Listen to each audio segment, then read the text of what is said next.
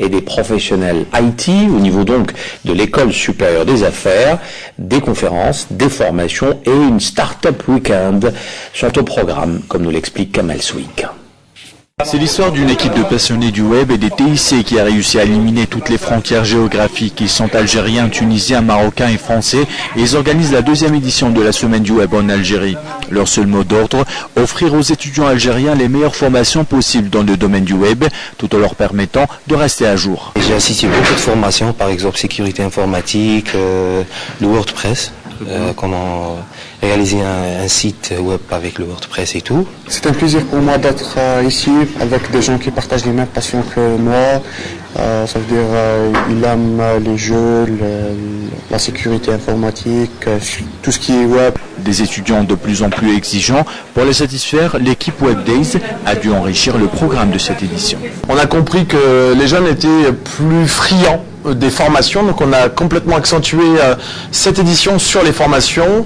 On a accentué aussi sur le concours de création d'entreprise et sur les concours d'application, puisque aujourd'hui on a à la fois un concours d'application sur l'environnement et un concours d'application, sur la robotique. Parce qu'on avait beaucoup de jeunes qui étaient dans l'électronique qui se sentaient un petit peu lésés puisqu'on faisait que des événements sur le web.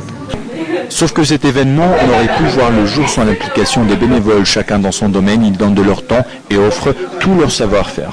En tant que photographe, j'essaie d'aider l'équipe à médiatiser l'événement au maximum pour avoir plus de...